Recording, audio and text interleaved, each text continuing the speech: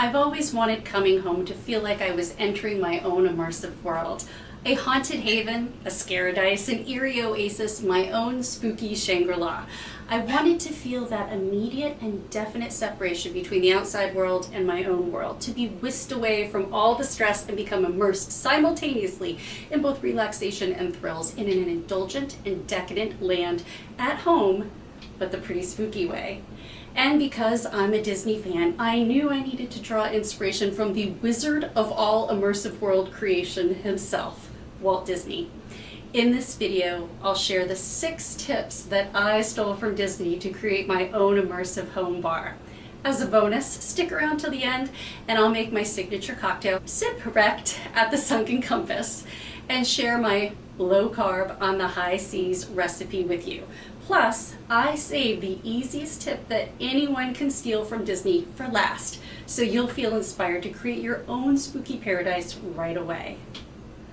Hello and welcome to Pretty Spooky Presents Creating Scaradise. I'm Angela, your haunted hostess and creator of Pretty Spooky, a lifestyle brand and the grown-ups guide for how to create Halloween fun year-round.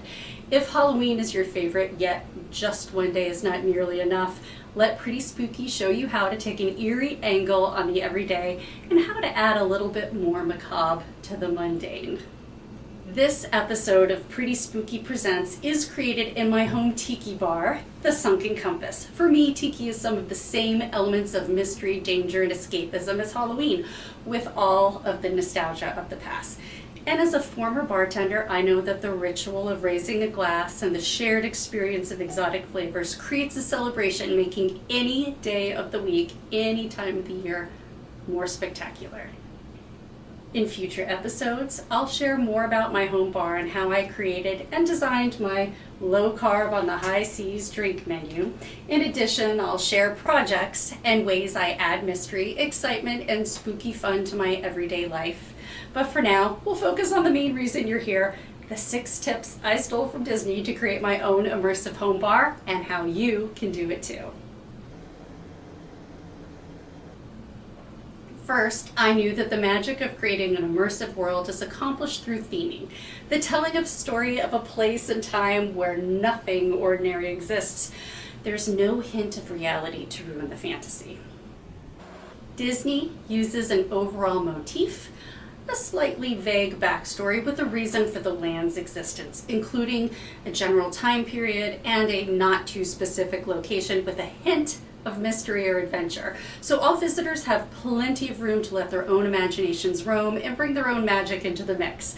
And this enchanting place will need a unique name that causes curiosity, beckons intrigued guests to find out more. For me, the Sunken Compass was a hint at a beautiful uncharted island where storm-weary mariners purposely maroon themselves again and again over the years, always blaming faulty or lost navigational equipment for their deviation off course. Or maybe it's the mischievous mermaids that sabotage their equipment and lure them to this mysterious island. Plus, there's a slight step down into my bar, adding to that sunken and transformative departure from the real world. And how did Disney do this? Well, he originally created several distinct lands which all somehow seamlessly flow together. There's Main Street USA, Adventureland, Frontierland, Liberty Square, Fantasyland, and Tomorrowland. I bet you can figure out, although I do love them all, which are my top 2 favorite lands at Disney's Magic Kingdom. And probably most of you share the same adventurous and spooky favorites for the same reasons too.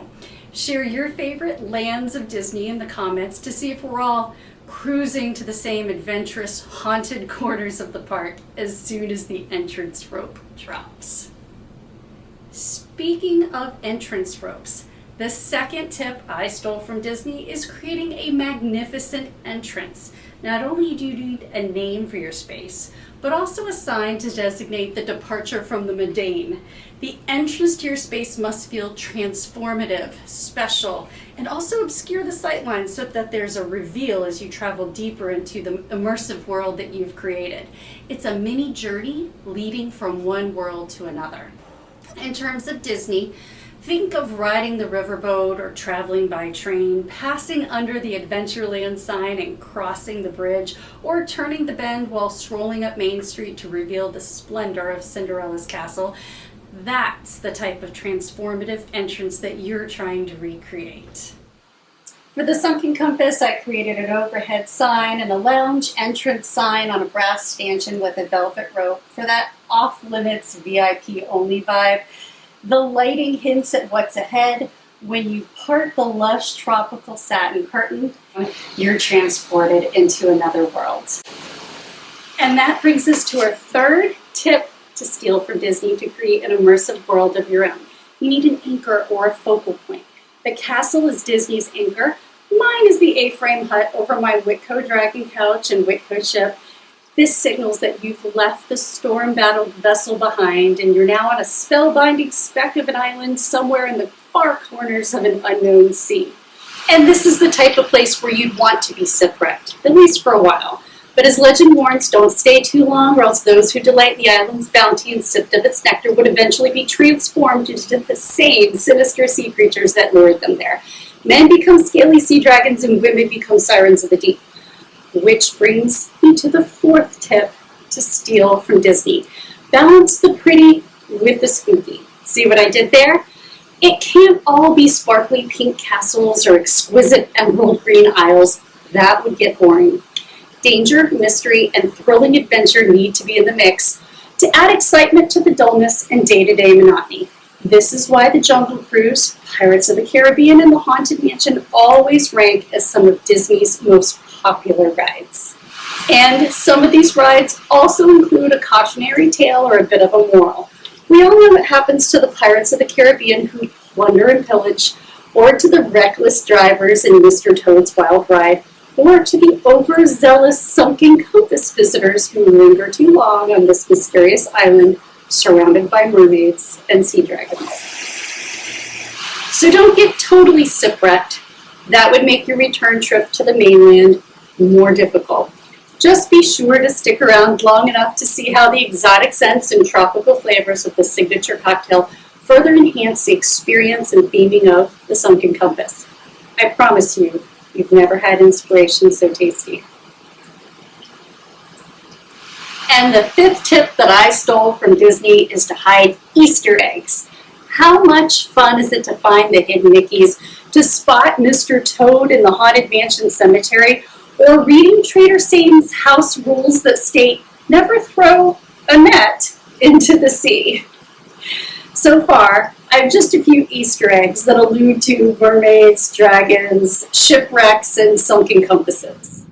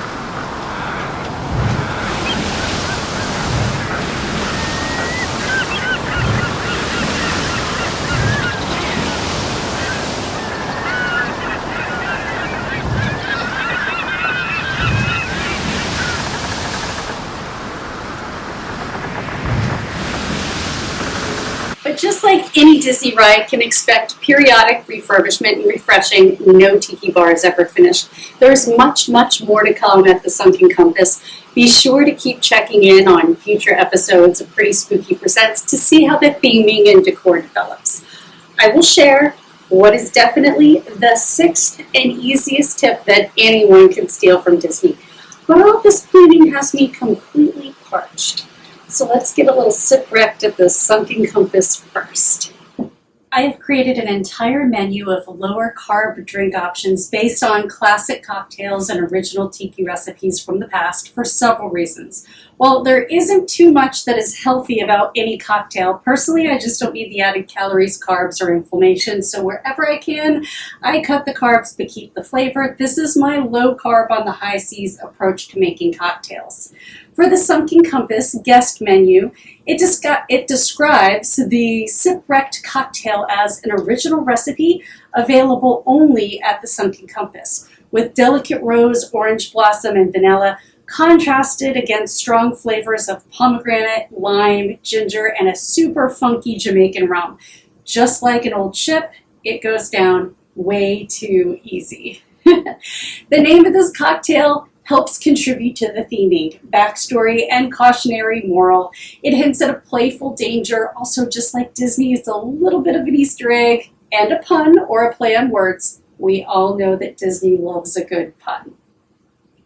The bartender's menu shows the recipe for a single serving as 3/4 ounce lime, 1/8 rose water, 1/8 ounce of rose water, 1/8 ounce of orange blossom water, 1/8 ounce of vanilla extract, 1/4 ounce of ginger liqueur, 1/2 ounce of pomegranate liqueur, and 1 ounce of Dr. Bird rum. We're going to shake it, strain it, and serve it in a small coupe. You can double this if you want to make a larger drink, and you're going to serve it with a line wheel. I'm just going to grab my chilled coupe from my mini fridge over here. These are vintage Libby coupes, like the ones that Marilyn Monroe has been photographed with at Frank Sinatra's house. And so I'm going to cut my lime, use my old vintage juicer, which I absolutely love. It was made in the 1940s, and it makes juicing fresh citrus so much easier. Let's see here.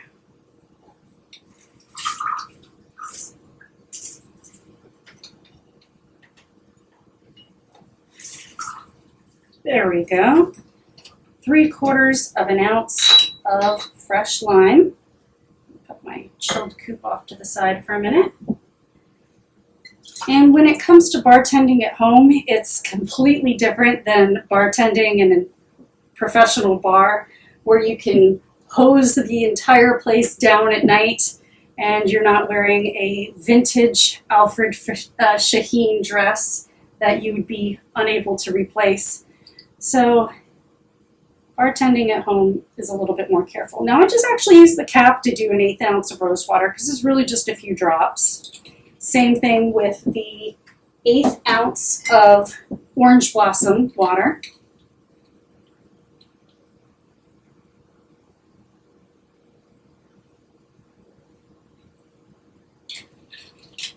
And the vanilla extract will also be an 1/8 ounce. I like to give that a little shake because it has real vanilla pods in it. Actually, let me do this.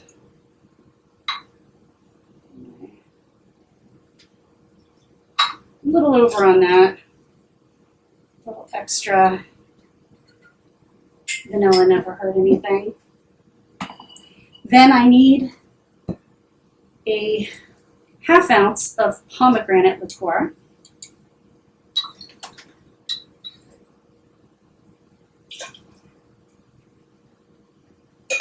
And a 1/4 ounce of ginger liqueur.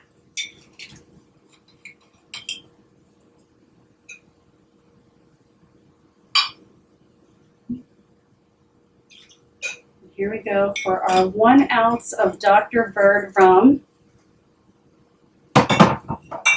Using different rums as possible, but it will definitely change the flavor profile. And I find that this one plays with the floral and the fruity really nicely.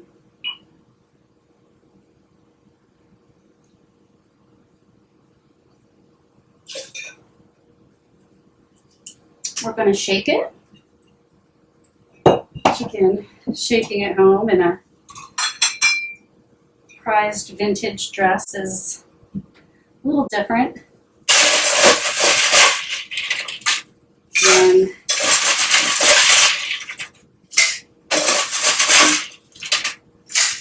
being in a professional setting where you have bar back and someone else to clean up your mess.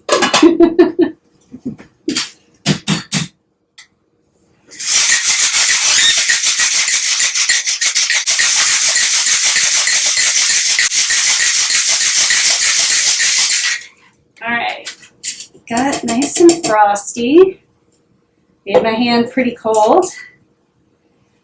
And now I'm going to double strain it into my pre-chilled coupe. The smell of this drink is just amazing. Look at that, the measurements are spot on. While we get a little sip rep together, I'll point out that the beautiful color, exotic scents, and flavors all help to contribute to the overall ambiance, which leads us to the sixth and easiest tip you can steal from Disney to create an immersive experience. And here it is. The sixth tip is to use sensory experiences to transport yourself and your guests to a new place. All it takes is something like a diffuser, signature scent, the right lighting, and music on timers. Exotic flavors, curated sips and snacks ready to go at any time. Don't forget textures, and even accessories that can be donned like Mickey ears to indicate your arrival to a new destination. Once you have some basic idea of the type of immersive experience you want to create, even if you haven't decided on all of the details, backstory, cautionary tale, or name, and entrance, or anchor point for your space, the rest will evolve and ideas will continue to flow as you spend time in your space. Use this video as a guide to create a personalized scaradise tailor-made for your own spooky fantasies. Plus, you can dream and plan while getting sip-ripped, as research, of course. And just see how far you can go with theming and flavors. If you try the recipe, let me know what you thought and how it went in the comments, and I'd love to know which of these 6 tips you're going to steal first. I loved being your haunted hostess. You were a wonderful guest, and you're welcome back anytime. Farewell until next time.